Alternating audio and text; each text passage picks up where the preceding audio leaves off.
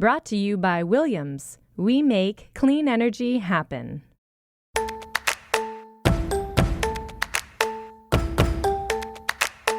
I'm Yasmin Gagne. I'm Josh Christensen. And this is Most Innovative Companies. On today's episode, senior editor Max Ufberg. It is estimated to be the third highest grossing criminal enterprise globally, behind just drugs and weapons trafficking. My panel from the MIC Summit this past May. Not starting with my personal story, not starting with the story of women, but just saying, look at how massive these dollar signs are. And as always, keeping tabs. You get around the Netflix reality TV shows like nobody's business. But first, here's the download, the news you need to know this week in the world of business and innovation.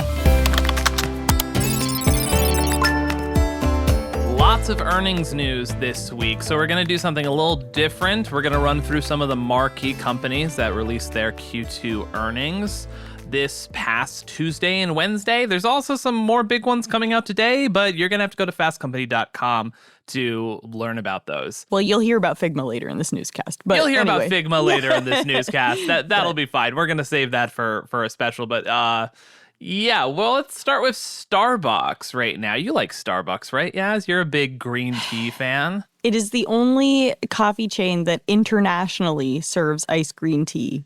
And iced tea is not popular abroad. Well, apparently you're not buying enough of it because Starbucks reported their sixth consecutive quarter of declining same-store sales. I have been trying to save money. So, we'll talk about that later.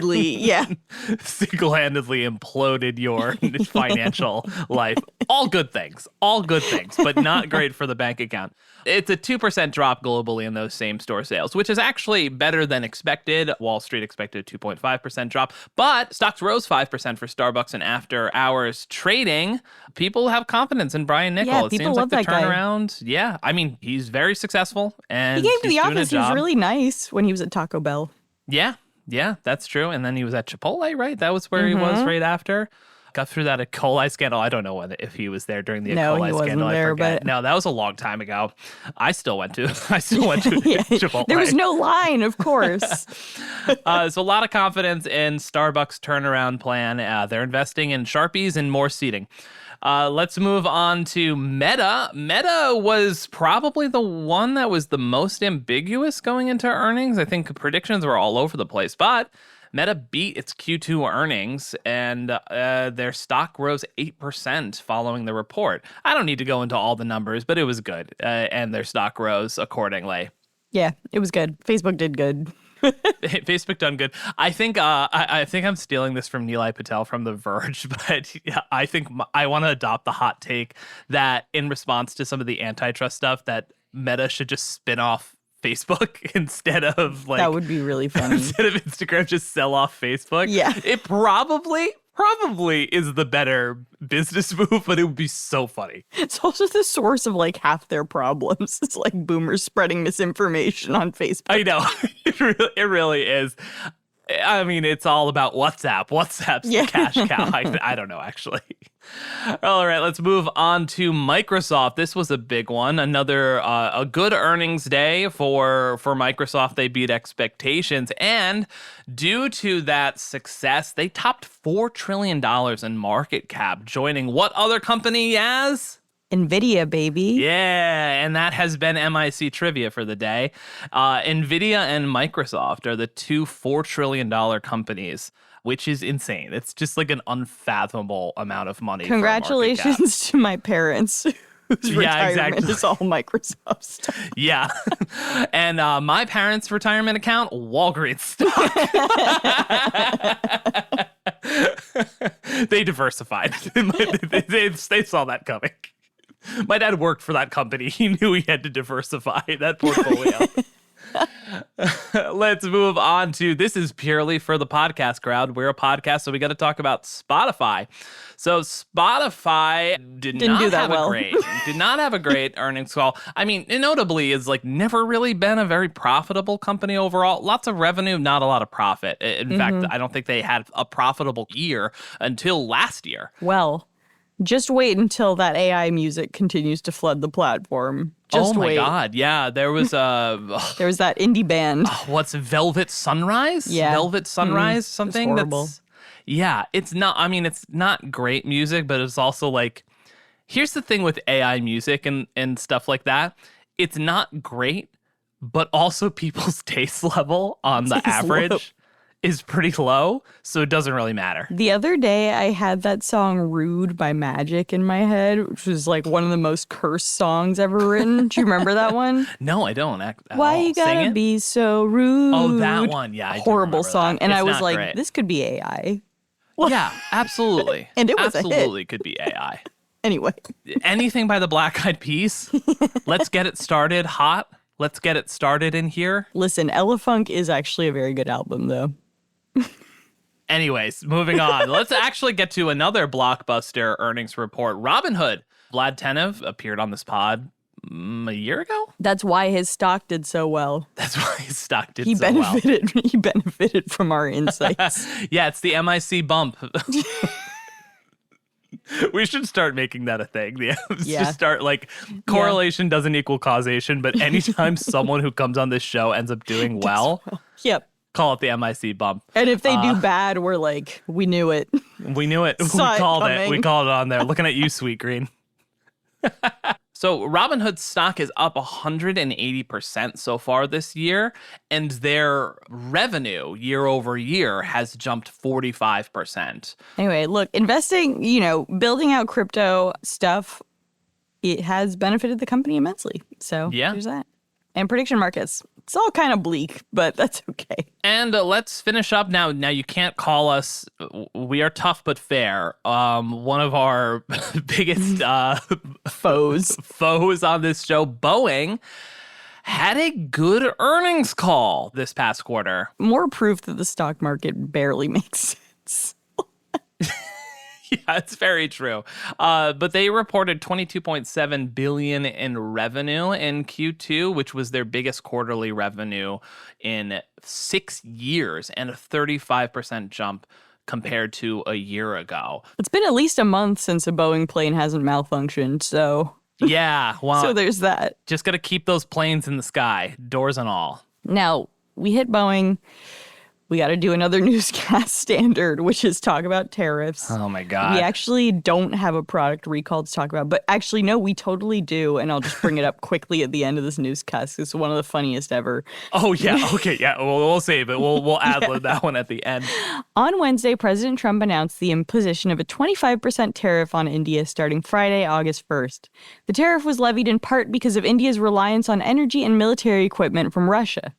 The president also said he would add a penalty on top of the 25% tariffs, the details of which remain unknown. That's going to be a theme throughout this item of trade so-called deals. Trump also announced Wednesday that the U.S. and South Korea had reached a trade deal. The U.S. will charge South Korea 15% in tariffs on imports, down from the previously threatened 25%. The U.S. and European Unions reached a trade deal on July 27th, days before the August 1st deadline. The U.S. will levy a 15% tariff on imports from the EU, including European cars, furniture like IKEA, I guess we gotta stock up now, pharmaceuticals, machinery, and luxury goods. Let me tell you, I feel like they were like, let's just shoot for 15 on everything, because Honestly, yeah. last week the U.S. also reached a deal with Japan imposing tariffs at 15% on imported goods from that nation. Now, the August 1st deadline for trade deals with other nations will also not be extended, per President Trump. Doesn't want to be called taco again. The one exception to that is China. The two nations have agreed to extend a pause on tariffs another 90 days, starting August 12th. Cool. All of Sure. this news of I don't even know. I mean, the funniest thing I'm is still in denial, but that's okay. yeah, they're not really trade deals per se. It's like we're going to lower your tariff rates to 15% and you're going to invest X amount of money into the US in a very vague way. And then like the EU deal in particular, they were like, Trump announced we're going to have $600 billion of investment from the EU.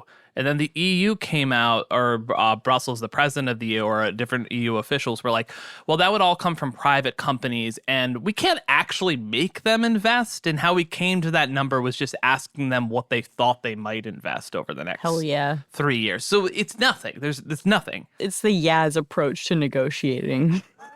Like this. It really is. It's like, okay, so we raised tariffs costing U.S. companies and presumably at some point consumers, or as that's starting to be passed on to consumers, a lot more money in exchange for investments, scare quotes, that were already going to happen anyways. What are we doing? I don't know.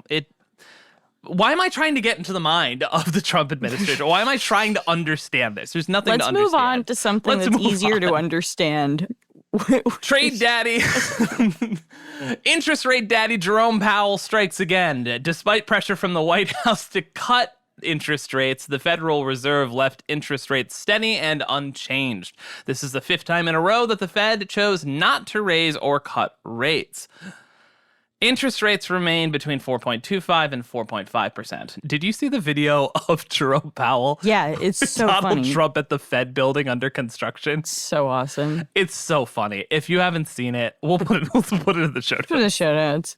So this is for, I think Liz Segrin shed a happy tear when this news came out, but for the rest of us who believe in affordable clothing, there is one more thing to note when it comes to trade, particularly for Temu and AliExpress acolytes. On Wednesday, President Trump signed an executive order that ends the de minimis exemption, which previously allowed parcels under $800 to be shipped to the U.S. tax-free. The order will take effect on August 29th, after which consumers will have to pay import taxes on goods purchased from international vendors like Shein. And finally, collaborative design software company Figma's IPO is happening today. It might have already happened by the time you hear this, but we're not re-recording. July 31st, 2025, that is, if you don't know what dates are. The IPO price is set at $33 per share. This is up significantly from the original target price range, which was $25 and $28 each. Figma's market cap is now valued at $19.34 billion on a fully diluted basis. That's according to Reuters. That's nearly equal to the sum of $20 billion that Adobe offered to buy Figma for in 2023. Keep checking our website for more updates. And I'm ad-libbing this one. So one of the funniest recalls that's ever happened in our lifetimes happened recently. High Noon had to recall Celsius energy drinks because some of them contained High Noon vodka seltzer instead. God damn it. And I love the idea. I was talking about this to my husband, and it's there's 2 hilarious scenarios. The first is some kids actually accidentally getting drunk and showing up to school. How many children are drinking Celsius? I really believe a lot of them are. The second is, when you're 60 and you hear that, you're we got to go buy all the Celsius in our neighborhood to see if one has vodka in it. Or you're your friend who drinks a Celsius and is dude, I swear I'm drunk right now. Oh, yeah, that's happening. Kids playing Russian roulette with Celsius. Oh. Celsius also already makes me feel crazy. I don't know if this happened to you, but I've never had a Celsius in my life. I had it. Nor will I. Although I might start buying some now.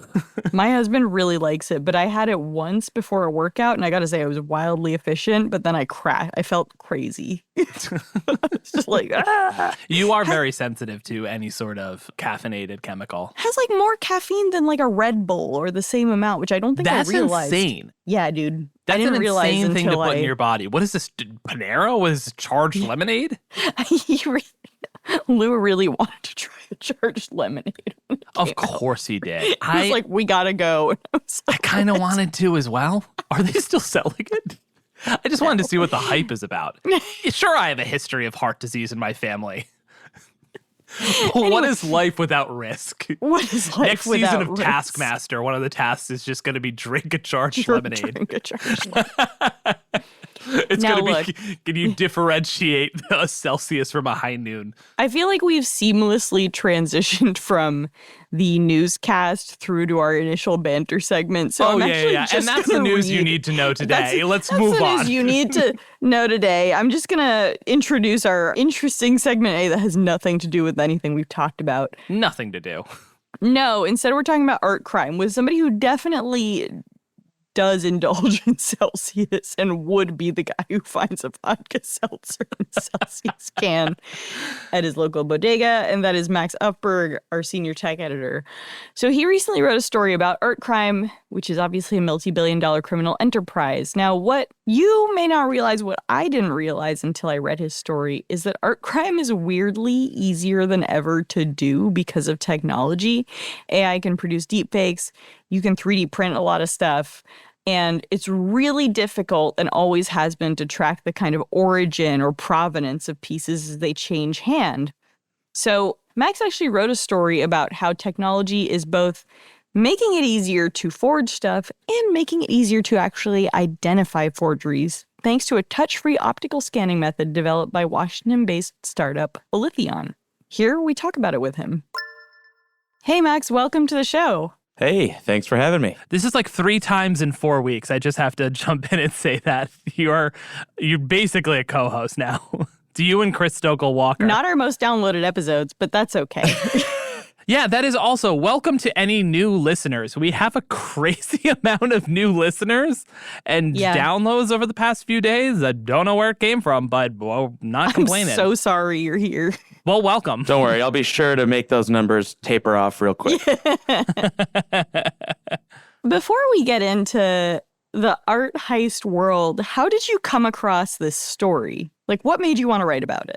I was researching the tech behind Art Legacy Institute, which we'll get into later, but it's this company, Elythion, which is based in Washington State. I was looking at how they are used for basically authenticating like collectibles. Mm-hmm. Kind of just a rabbit hole I was going down, as we tend to do in journalism. Mm-hmm. And then I saw this partnership, and then I sort of saw the face behind Art Legacy Institute. And it was this guy, Ronnie Walker, who was an FBI agent for, about 3 decades. And it was just a pretty wild story. And anytime, I feel like every journalist wants to do like the art heist stories. At least I've always wanted to do one. And this is kind of ancillary to that, but at least I was going to say there's no actual heist that takes place in the story, but no, it is not like. Yeah. We talk about the world of art heists. And before we sort of get into the story and specifics, what does the world of art forgeries look like? You sort of describe a parallel economy in some ways, and give us a sense of how big the problem is. Yeah, it's pretty wild. It is estimated to be the 3rd highest grossing criminal enterprise globally, behind just drugs and weapons trafficking. The FBI estimates that between $4 and $6 billion worth of art is stolen every year. And that's coming from private homes, museums, galleries, religious institutions, so like looting churches and such. And research suggests that as little as 1.5% of that stolen work is ever recovered. Yeah, it's crazy. I feel like buying expensive art is one of the best money laundering techniques you can ever do. Yeah, and what's interesting is it's sort of changed. I mean, it used to be that people would only really, steal from and forge the kind of the classics. So like, Picasso or Rembrandt, whatever. And now forgers are targeting living artists, so people who are still working. You really struggled to name 2 historical artists in a way that I respect. I did. I was like, your Picassos, your Rembrandts. Picasso, the soup guy. Yeah, the soup guy. The soup guy. But sorry, I cut you off. You were basically saying that now they're targeting living artists, right? They're targeting living artists because they're able to use this kind of confluence of different technologies to profit off their work. So, they'll use AI to recreate their work. Mm-hmm. They'll use 3D printing sometimes to, put it on a canvas. They'll use online secondary markets where you don't have to prove what they call provenance, which just basically means authenticity. And sometimes they'll pay for it in crypto. Of course, crypto. makes an appearance in this story. So it's hard to trace the money. Yeah. I actually wrote, this was when I started at Fast Companies. It was like 8 years ago. Everybody was talking about using NFTs to track the provenance of art, in the sense that you could like even attach a small thingy to a painting and trace like when it was sold and bought, basically. But in your piece, you actually say that like that could devalue the work to some extent, right? Like any kind of alteration would be bad for the painting. Yeah, I mean, you really don't want to touch the work at all, even if it's on the back of the canvas. Yeah. So, what's good about this technology from Lithion is it is completely touchless. Mm-hmm. So that's pretty huge for artists. And I think a lot of artists, I've learned, don't necessarily trust any like authenticator that's going to at all alter their work. That makes sense. So before we get into Lithion, tell us a little bit about Ronnie Walker, the former FBI agent who is from Oklahoma. He is from Oklahoma. What's his deal? Yeah.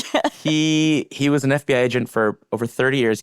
So he was one of the founding members of the FBI's art crime team, which actually started in 2004 in response to the lootings in all these museums in Iraq.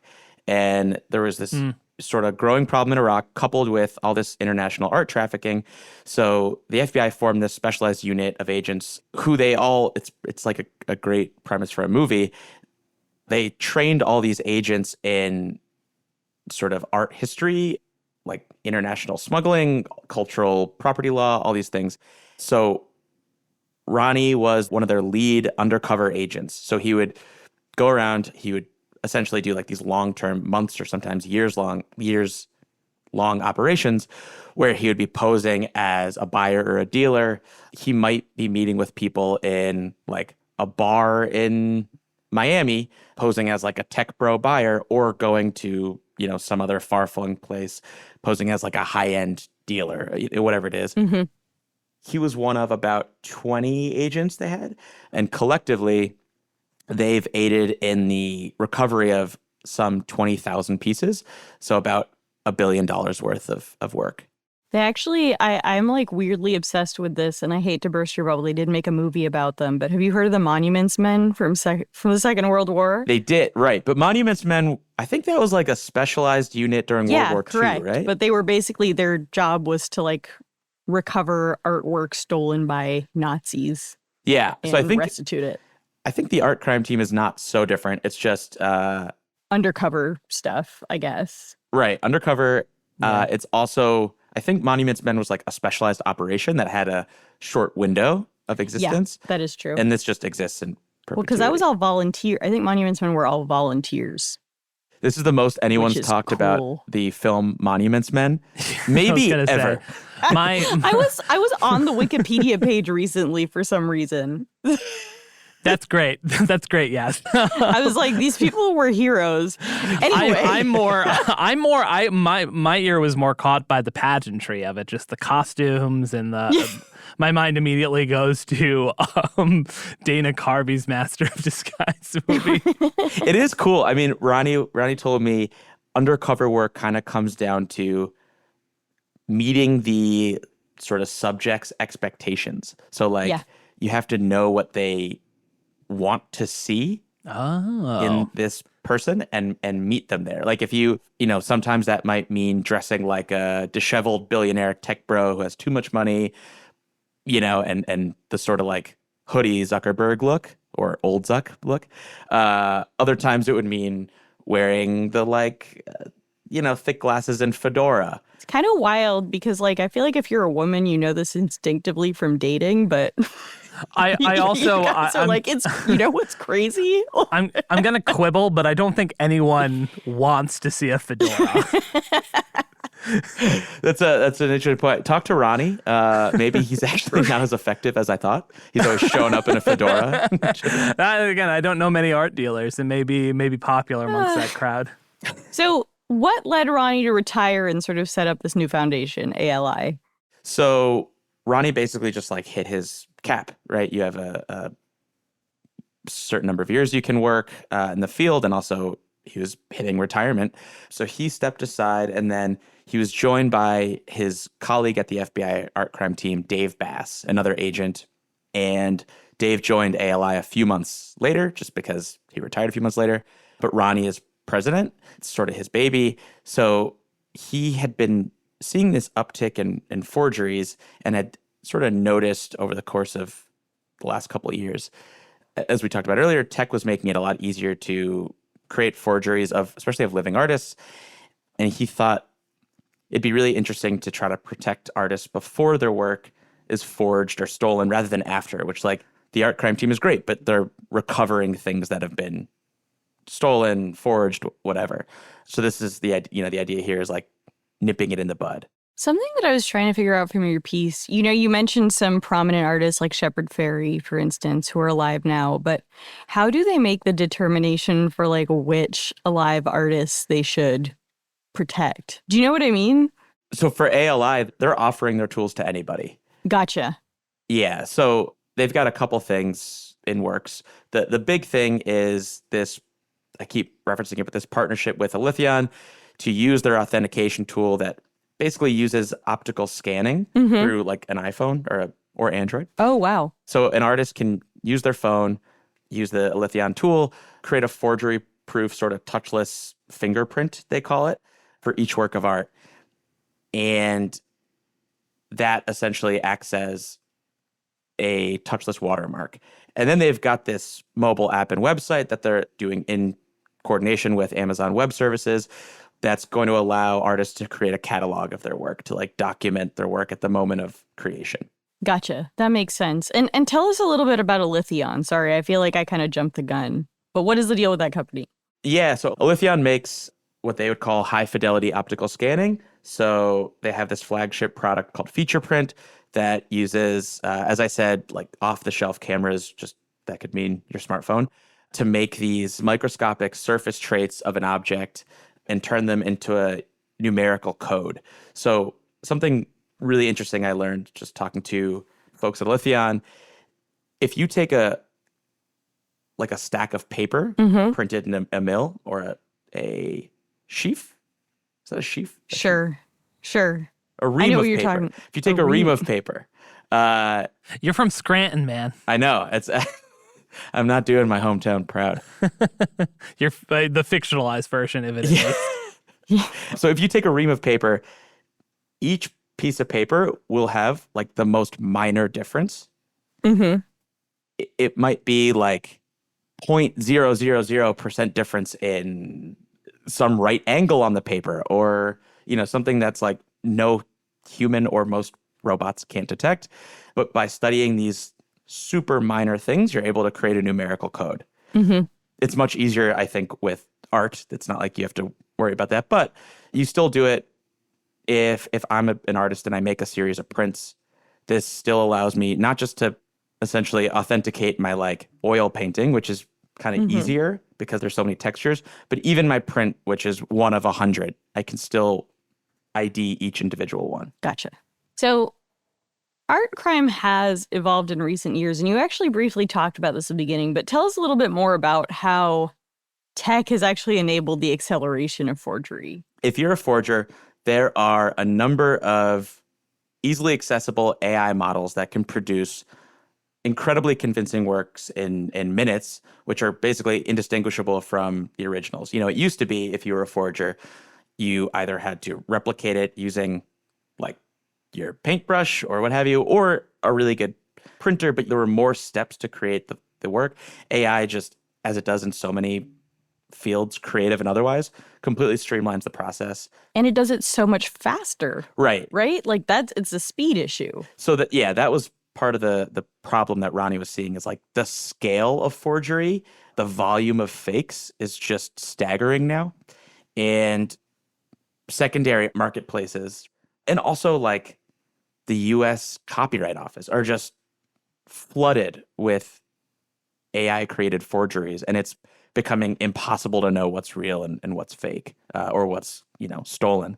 I can't tell whether this Mona Lisa is the original or not. Sure, it's in the style of Studio Ghibli, but it's so convincing. So I guess to cap this off, tell us about the partnership between ALI and Aletheon. Like, do they basically have access to Aletheon at a discounted rate and then provide it to artists, or how does that work? Yeah, so Ronnie had been speaking with Aletheon's CEO, and that's a guy named Roy Ganzarski, in late 2023 while he was still with the Art Crime team. He'd heard about Aletheon's optical tech and reached out. He was kind of curious but skeptical. This is right when he was launching ALI, the Art Legacy Institute. So Roy gave Ronnie a demo, and Ronnie did what he's been trained to do, which was try to break the tech. So he checked all the patents and ran Aletheon software on every piece of art in his house, trying to figure out if he could beat the system. When you said that in the article, when you wrote that, I was like, how much art does this man have? And did he keep some of the spoils? He actually has a lot of it's pretty cool. He's a huge art fan. So in our conversation, he took me on a little tour, holding up his laptop and walking around the house. And he was running me through these names like F. Shepard Fairey, who to a Luddite like me, to the plebs, to a plebeian like me, are completely foreign names. Maybe if you're someone who's more in the art world or more familiar. Well, Shepard Fairey, I mean, did the Obama Hope poster. That's why I know. I just him. assumed that was a overeager intern. I don't know. Turns out it's a major artist. Yeah. So I don't know. Anyway, so he tried to jailbreak. He tried to jailbreak it, and he came away really impressed. And then, ALI gets basically a discounted rate, and they charge not a lot of money to their artists. It's the price of he kept saying a cup of coffee. So it depends on where you get your coffee, Yeah. But so $12. Exactly. And has the ALI made any big buzz? I mean, you mentioned Boaziz. Was that before or after? Have they used... The tools are coming out this year, so it's all still... Oh, okay. So it's early days. It's early days. I mean, he's got... he's meeting his fundraising goals, which are pretty modest. For this podcast, we talk about companies... $500,000. Right, yeah. Exactly. What is kind of cool, and I talked to a bunch of art dealers and people in that world who told me, someone like Ronnie, who was trained in the FBI, often they come out and will consult for crazy money. Yeah. It is sort of I think a noble next step. He's not doing this, I don't think, for the big bucks. Yeah, it's not like Blackwater or something. Right. He's not really going into the private sector at all. Yeah. Yeah. So to cap off this segment, I wanted to ask you both, if there was irrelevant of cost, if there was a piece of art or artist you would like to own in your home, what or who would it be? Yeah, Josh, why don't you go first? Yeah. Yeah. Max, you need to name one more artist. If you say Picasso, we will know. I'm gonna go the most basic Mona possible Lisa? way I can. Are you gonna and name say, the Mona Lisa no, right now? And say a Van Gogh. To own a Nice. Van Gogh would be insane. Just for the sheer... Which I mean, one? I just have to admit, I like the sunflowers. One of the flowers? Yeah, I knew it. Yeah.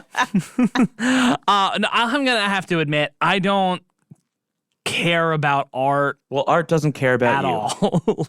My favorite thing to do...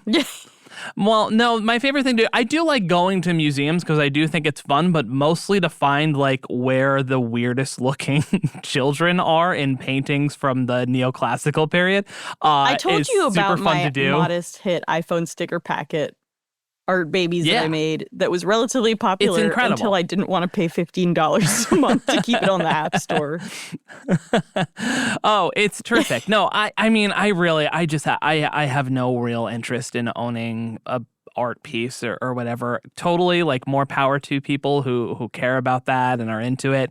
It's really interesting, but my favorite use of art is a TikTok account that provides voiceover and makes scenes out of weird pieces of art as a comedy bit. So that's that's where I am. I don't want your art. Bars on the floor here. Max, what's yours? Bars on the floor. Yeah.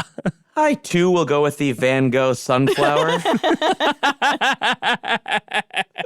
You know what the sad thing is? I worked at the Philadelphia Art Museum for 5 or 6 years.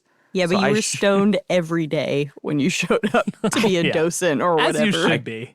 As a docent. Yeah, I can't comment Max on that. the I will docent. say I was a waiter in the restaurant in the art museum, so it's not like I was interacting with the pieces too much. Okay, you know who's cool? Paul Cezanne. That guy. He's in the Philly Art Museum. You know who's cool? Pauly C. Yeah, I don't know. I mean, if you look behind me, there's a poster of Mighty Mouse. Yeah. Yeah. That's Well, fair. What Fair. about you? I want the original Michael Beirut Hillary Hillary logo. His original sketch of it. That's what I want. Yes. What about you? Well, I care about art in part because my sister was an art auctioneer and also was like used to give tours at the Frick and the Met, so I have been exposed to it. My parents have a nice art collection. Any Cezannes? We're not.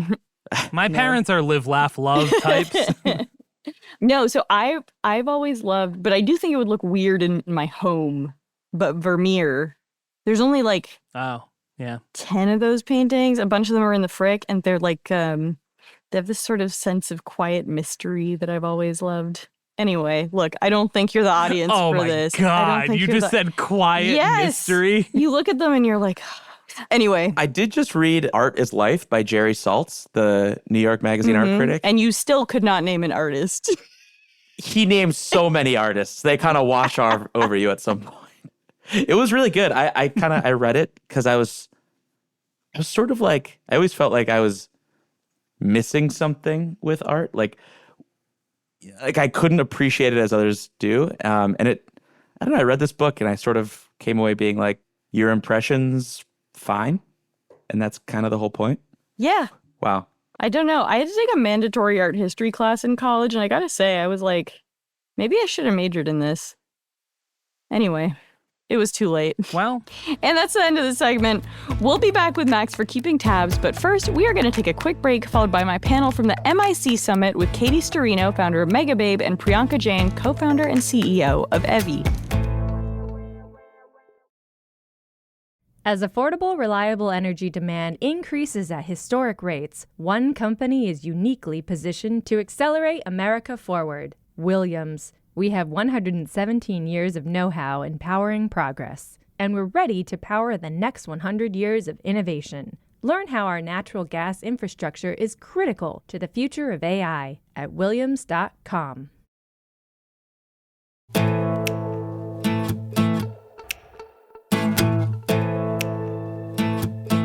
At our annual Most Innovative Companies Summit, where we celebrated the winners on our list, I interviewed Katie Storino, founder of Megababe, maker of my favorite deodorant, and Priyanka Jain, co-founder and CEO of Evie. We had an unfiltered conversation about how they tackle sort of stigmatized categories with savvy marketing, inventive services and products, and a deep understanding of consumer needs. if you like this interview, you can see an extended cut exclusively on Fast Company's YouTube channel, and make sure you hit the subscribe and alert button while you're there. Now here's the panel. So I want to start by talking a little bit about convincing stakeholders of your idea. So Katie, I'll start with you. When you started the company, when you were initially talking to people and wholesalers about your ideas, what were those conversations like? They were like, you have a bad idea and no one will want this. And these are real statements from people in the beauty industry. If you don't put an anti-cellulite property in your anti-chafe stick, women won't buy it. My wife doesn't have that. I don't think it's like an actual problem. Are you sure this isn't just something that you have? A major retailer who I did not list in that list of retailers looked at me and said, I don't really think this is a category that will take off. Cut to 7 years later, they carry one of our competitors. And yeah, and I will just say that, yeah, it was a lot of no one wants this. How did you convince them? How did you get them to a yes? The customers, we started this in my parents' garage. So it's really one of those stories where it was in my parents' garage, meaning that I brought them all out of retirement, my aunts, my parents. I made them like stuffed packages for us, and we had 20,000 units of product that we were like, okay, we're either gonna sell nothing and have to figure out how to get this out of here in 2 years, or this is going to take off. And we actually sold through our entire first run of inventory in the first month we launched. Wow. So with that kind of traction, thank you. Oh my God. Thank you. I mean it. And with that kind of traction, it became, I think our first retailer to approach us was Ulta. And they were like, we want to put you nationwide, full chain, in the store, give you a shelf. And that's when I knew that we had an idea with legs. So, Priyanka, I want to ask you a similar question, but it's about fundraising when you started your company. What were conversations like with investors? How did you convince them that your idea was worth investing in? What a great question. I mean, everyone here can only imagine the stories that I have fundraising. I would say that there were two challenges that we had. One was that we were building a women's health company, which people inherently believed was niche, that it was a small market. We had that challenge, uphill battle to fight. And then it was the fact that obviously we were starting a vagina company. And I think, a lot of my job, and we started the company about 5 years ago now, I would like to say that now there is much more of a thriving women's health ecosystem, or a growing one, I should say. I would say 5 years ago, that was a little bit less the case. And so a lot of what I was doing was market education, explaining why it wasn't a niche industry, starting with the numbers, not starting with my personal story, not starting with the story of women, but just saying, look at how massive these dollar signs are. Look at how massive these market sizes are. Look at all of the money that women are spending on wipes, washes, suppositories, whatever will make their vagina smell like a flower, because there is this fundamental root problem that isn't being solved for them. And so it was very much starting with the data, starting with the numbers, and frankly not talking about the moral rightness of investing in women's health. I would say on the vaginal health side, I have a lot of very funny stories. I got connected to the partner of a large venture fund that I won't name, the founding partner, and he responded to, what you're told as a founder is get an intro to the most senior person you can get an intro to. So I get an intro to the founding partner, and he says, I don't really feel comfortable taking this meeting, so I'm going to send the only woman on the investment team who was a 22-year-old, junior associate. And so I have lots of stories like that of people saying, I don't really know if I feel comfortable in this meeting, or can you send a test kit to my assistant? And I'm like, you think your assistant wants to talk to you about her vaginal odor? I'm confused by how this is how you're going to evaluate the premise of my company. Insane HR violation. Yeah. But what's actually interesting is maybe a little bit counter to some of the stories you heard. I will say a lot of men were like, oh, I know this problem. A lot of the male investors were like, oh, frankly, this is why I can't have sex. Or, I've heard of this problem before. This is driving my wife insane. And so you could immediately tell who had a female partner or who had a daughter, because we actually did get a lot of people saying, oh, this is a really massive problem and I know what this is. But everyone was very uncomfortable saying that out loud. And so a lot of what we had to do was remove the emotion, remove, talking about the problem as something that we cared about, and instead just lead with data, numbers, size of problem, and opportunity. And I think that helped people kind of connect to us on the business level. Katie, it strikes me that every time you launch a new product, you're having a sort of new conversation from zero, right? The problem of under boob sweat versus the new hemorrhoid cream you launched recently, or are launching. Butt stuff. Butt stuff, exactly. Those are obviously two really different stigmatized problems. How do you think about telling that story to the consumer every time? Oh, the consumer already knows the story because they're living it. I will tell you the story of our bidet bar. So our bidet bar, and you have to imagine that my co-founders really like to push me on things. They like to challenge my ideas and tell me no one needs this, no one wants this, please stop talking. And so I have to come back with numbers sometimes. So I will go to my following, which I have an Instagram following that is pretty significant. And they know, when I like to engage my community, and they know that I like to bring them in the process. So I started asking people if they have, I'm so sorry, I started asking people, do you have itchy booty or skid marks? And the amount of people that said yes was so high that I was like, this is the reason that I know that our bidet bar, which is a fragrance-free bar that you can wash your back, but won't irritate your front.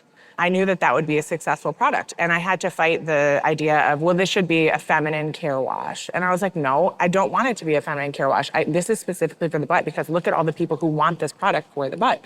So that is how I start the conversation, because they're already dealing with the issue in real life, and I'm just bringing them a solution that they want.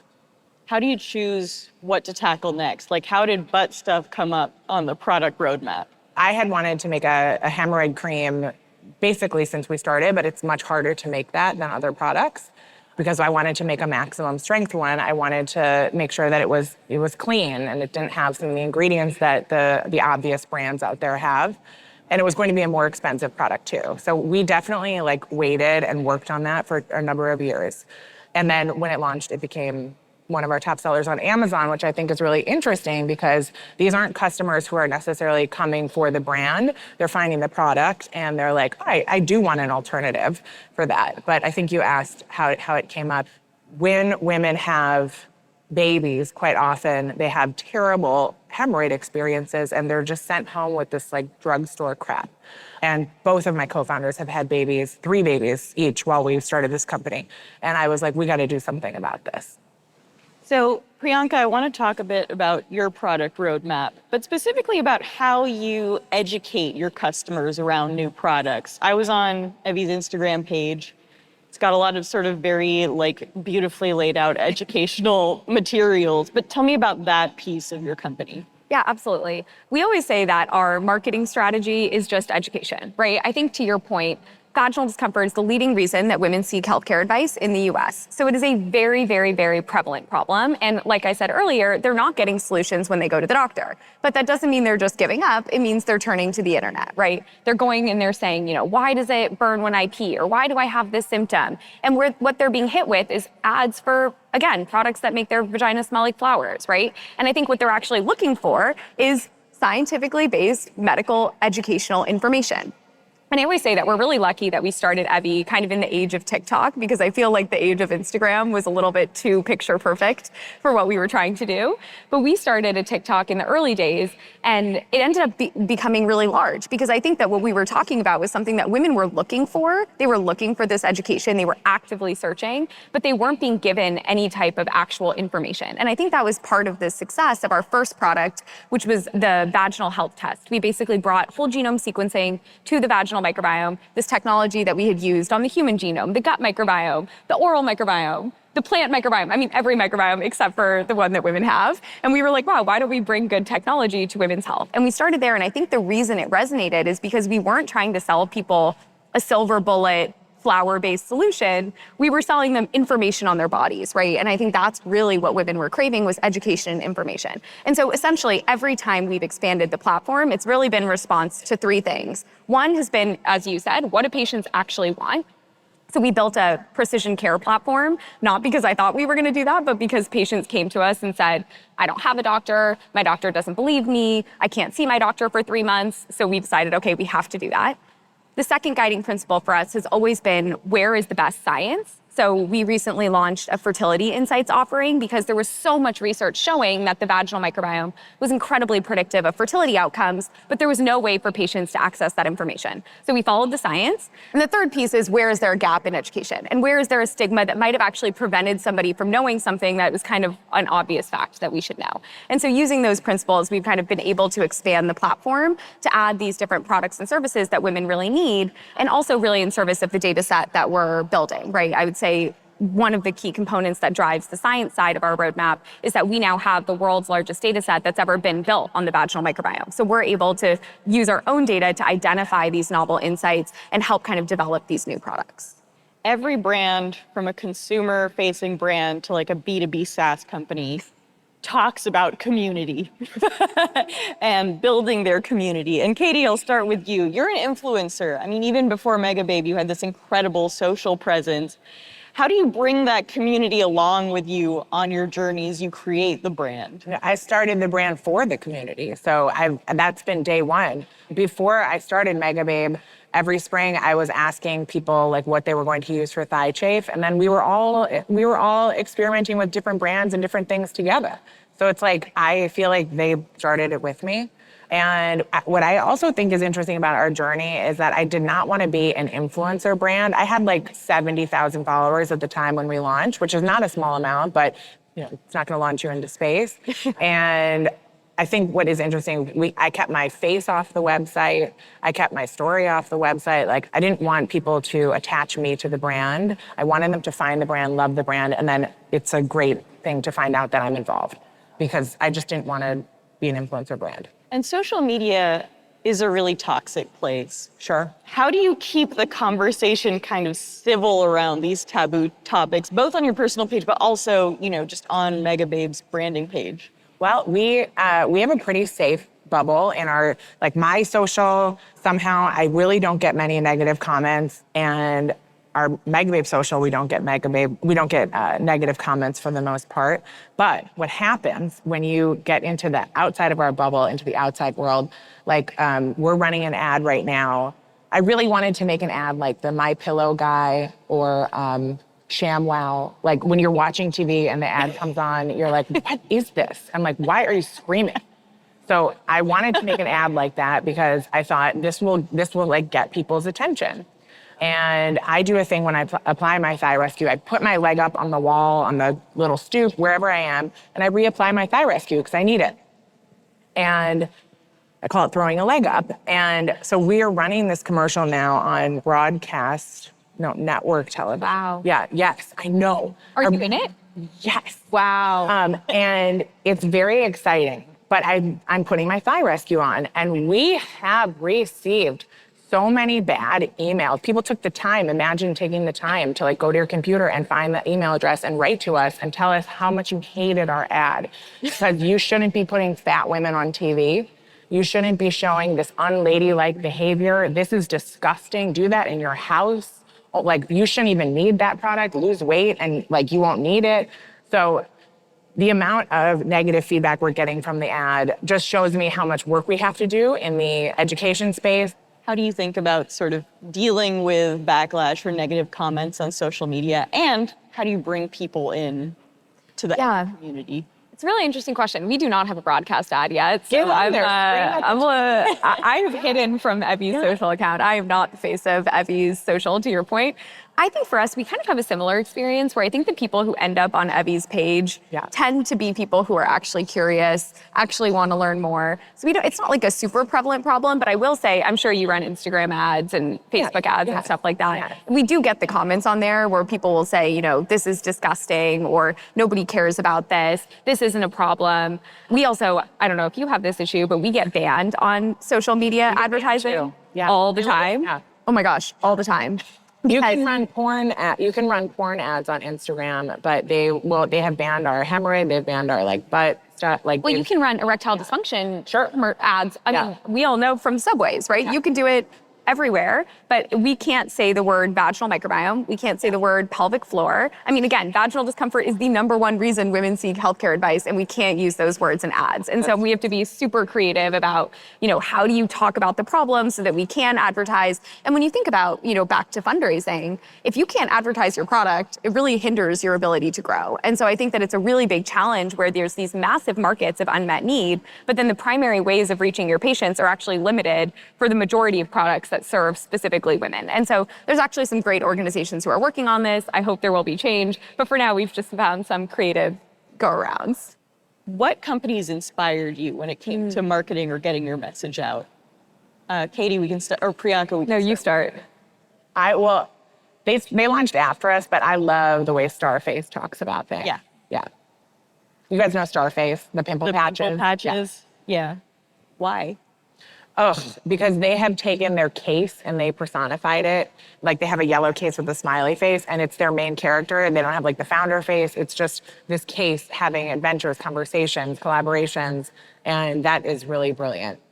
Priyanka, what about you? Such a good question. I don't know if we had a specific brand that we were inspired by, but I'll never forget my co-founders and I trying to come up with the ethos of the brand. And what we wanted it to feel like was a sexy science magazine.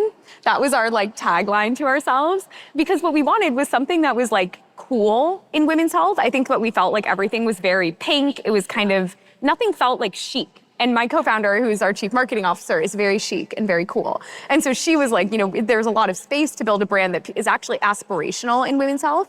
And so she wanted to bring this idea of science and very credible and very medical to this idea of kind of magazine, sexy, chic, but then also approachable. And so I think what you see in our brand is that it's very scientific education, but then it's also very funny and humorous. And then it still has this edge of like pretty brand. And I think that honestly, we had not seen anything like that in women's health. And I think the combination of those three things is what we wanted to achieve. So last question, and Katie, I'll start with you. What's one big piece of advice you would give to another entrepreneur, either launching into a taboo sector or just launching a business that maybe people don't initially believe in? You have to keep going and believing in yourself. And I think that you have to have a proof of concept behind you too. So it's like, I said I had thigh chafe, but I knew from talking to my community or even just people in my life that they had thigh chafe as well. So I wasn't pushing an idea that was strange to me. I was pushing something that I knew needed a solution. We just had to educate the market. That makes sense. What about you, Priyanka? I totally agree with that. I think two things. I think one, I said this earlier, but lead with the data and lead with the numbers. I think everyone can get uncomfortable or start to bring in their own opinions when you talk about, women need this or they want this, but it's a lot harder to argue with. I'm sure the percentage of women who have a thigh gap is actually quite small, right? And I'm sure if you could actually explain, actually the market is really this big and this is how much money people are spending on it. I think starting there actually really helps ground you in one, like, is this actually a problem where you can build? If you're trying to raise venture money, like, is this really a venture-backed business? And I think that's an important question to ask because there are many businesses you can build that don't need to be venture-backed businesses. And I think we can both tell you being a venture-backed business is a very specific life choice to make. And then I would say the other thing is it's really like actually the taboo and stigmatized areas are probably some of the largest opportunity spaces, right? Because by definition, they are areas that have been underserved. And so I actually think that in many ways, you kind of have to push past the uncanny valley or that difficult time, but then you actually have a higher upside on the other side because it's likely an unserved market with a lot of need. Got a little more time, so I'll ask you one more thing. Priyanka, what is the biggest mistake you made when you... Oh my gosh. Everything. So many things. Every day. Do you have an obvious answer that comes to mind? No, you're like, my execution was flawless. No, just it's not a mistake. It's just I think that every day is like, what? Right. Like something happens every single day where you're like, you printed 100,000 units upside down. Okay. Like, oh, like the cap like is stuck on the, okay. Like every day is like that. Yesterday, I woke up to an email from Shopify saying that we're going to turn off your store in 7 days because you do telehealth. And I was like, well, we've been doing that for 4 years. So great to hear that that's not allowed. Yeah. But every day you wake up to a new fire and then you find the right way to solve it. Yeah. I think the hardest mistakes you make, I've made so many mistakes, I can't even answer that question, but the hardest ones are often people. And I'm sure you can relate to this, but I think hiring the wrong people, making the wrong decisions around people. And I think that those are the things that you never regret spending more time making the right decisions in those areas because I think they end up costing you the most emotional effort later. And frankly, your energy and emotional staying power as a founder is one of the most important resources that your company has. Yeah. And so I think the ways that you kind of invest in things that actually really promote your own emotional ability to keep going are really important. And I think people is one of those key things. Yep. So we are self-funded. We have not raised money. See, there you go. And we have other ways to do it. We haven't let anyone in. Oh, second round of applause. And I think that has been really special for us because we have heard so many nightmare stories about people having the wrong people. Yeah. Well, this was great. Thank you both so much for, I was going to say coming on the show podcast, but thank you so much for chatting with me. Thank you.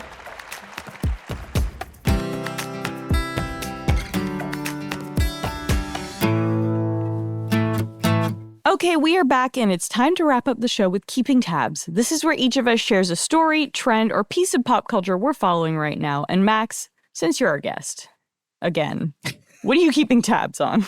Much to your chagrin, I am yet again a guest. I am keeping tabs on the tragic death of Ozzy Osbourne. Yeah. Yeah, that's sad. I thought you were going to say Hulk Hogan for a second. Well, Hulk too. I was saying this earlier, but I was listening to Black Sabbath and I was like, what? Does this music really merit like biting the head off a bat? So, like, a point about the bat. It's not as hardcore as you would expect it to be. Yeah, that's what I'm saying. It's good. It's really good. It's like really good music. Like Korn, I would expect to bite the head off of a bat. Okay, the thing about the bat is he didn't know it was a live bat. He thought it was a toy when he took the bite. Oh, that's not great. It's unclear if the bat was alive or dead. It seems like it was probably dead, or at least like dying, because it was kind of motionless. So I don't think he was like walking around just decapitate. I don't know, man. And at that point, you just have to roll with it. Separately, I did find out that there's like dog-sized bats out there, which is kind of cool. Yeah, there's huge bats. Big old bats. I think they're so cute. Bats are kind of cute. I'm kind of... I'm pro bat. Josh is anti-bird, but pro bat. Yeah, that's the thing. Just be bats, birds. Largest urban bat colony in the world here in Austin, Texas. Oh, yeah, the bridge. It's actually really cool. You could see like it will be like cool. hundreds of thousands of bats pouring out every night. It's crazy. That's crazy. It's really I cool. love that. Why didn't they set Batman in Austin? He's just living under the bridge with the bats. He's just living under the bridge with the bats, getting single origin source coffee from the local shop. Oh, man. Josh, what are you keeping tabs on? I'm going to do my best Jeff Beer impression for this, but I am keeping tabs on the new Sydney Sweeney American Eagle campaign. Oh, the one where people are like, is this eugenics? The discourse that's followed it has been fairly ridiculous. Now, is it a weird ad? Yeah. Sydney Sweeney's been all over the place with these ads, but for those of you who don't know, it's basically like Sydney Sweeney putting on a pair of jeans as you'd expect Sydney Sweeney to put on a pair of jeans if you know anything about her recent advertisements. And like the tagline is something like Sydney Sweeney has good genes, and it's like jeans as in like genetics slashed out, and then like jeans as in blue jeans. Well, and also the video sort of pans onto her boobs. Yeah. It's very big naturals. Famously big naturals, Sydney Sweeney. And it's basically what I think happened with the advertisement is people are just like colloquial. It's like, oh, she's got good genes because she's, hot and voluptuous. I'm trying not to say naturals. I'm trying not to say big it's naturals gonna be stuck again. in your head now. It's gonna be stuck in my head now. And then people kind of, and I don't think this is a lot of people, but some like sort of, the people you would expect were like, this is a eugenics, basically Nazi propaganda ad. It's like, whoa. It's not that. It's not an ad for eugenics. It's just probably a fairly tone-deaf ad. But then that sparked a lot of discourse online of then the worst people being like, look at these libs out here. But also, like, Sydney Sweeney has very much leaned into this her the big naturals persona. of it all. I will say I'm really trying to be delicate about this, but like she has very much been like, listen, you want to give me shit tons of money to just be hot? The stock of every company she of American Eagle and certainly Dr. Squatch both like went up like crazy as soon as she was in, Yeah, and she's getting a huge paycheck, I'm sure, from all of these companies, and it seems to be working out, but it's just it's dominating discourse in a really weird way right now. But that's enough Sydney Sweeney talk. I'm thoroughly embarrassed at this point mostly from you. I'm blaming you, yes. But what are you keeping tabs on? I have a couple. The first is I interviewed Melinda Gates for this new publication made in collaboration with I saw Yasmin that. Vinud. It's out. You can buy it at Casa Magazines or on theshiftison.com, and all proceeds go to Gloria Steinem's Foundation. So do that. Read the interview. It was really cool to interview her. I also edited some interviews with Mariska Hargitay and various other people. So, buy it, read it, donate, whatever. So you're keeping tabs on your own story, yes? I am keeping tabs on myself. I'm always keeping tabs on myself. My second you gotta one, self-promote. Exactly. The second one that I wanted to bring up is, so I've been catching up. I had to finish Love Island US before I moved on to Bachelor in Paradise US. I will then go to Love Island UK. Wait, Bachelor in Paradise is back? Dog, it's like almost over, I found out. Oh, fuck. How did I miss that entirely? The great thing that they've done this year is that that Paradise now includes people from the Bachelor and Bachelorette franchise universes and the Golden Bachelor and Bachelorette franchises. And it turns out horny old people are so fun to watch on TV. Hell yeah.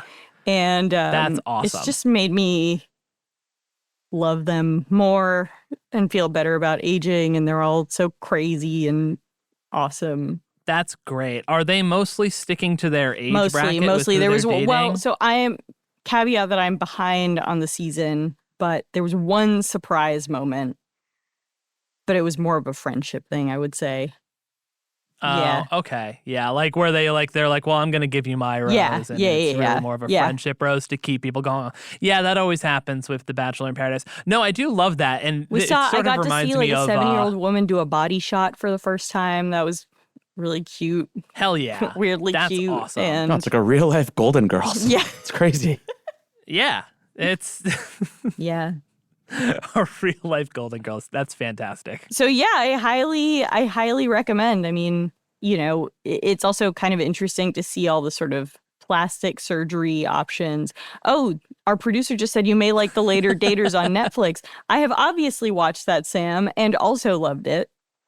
Learned what a blepharoplasty man, you was. get around the Netflix reality TV shows like nobody's business. Well, it's just like, it's like a really good thing to have in the background as you're like unpacking or cleaning. You know what I mean? I don't pay full attention to it.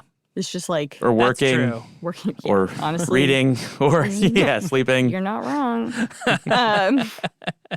Anyway, that's it for Keeping Tabs, and that's it for Most Innovative Companies. Max, thank you for coming on the show. Thanks for having me. I look forward to being here next week and hopefully getting one of those cool cartoon heads.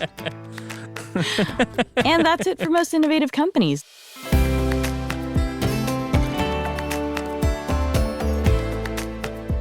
Our show is produced by Avery Miles and Blake Odom with help from Sam Gebauer and Hawa Atori.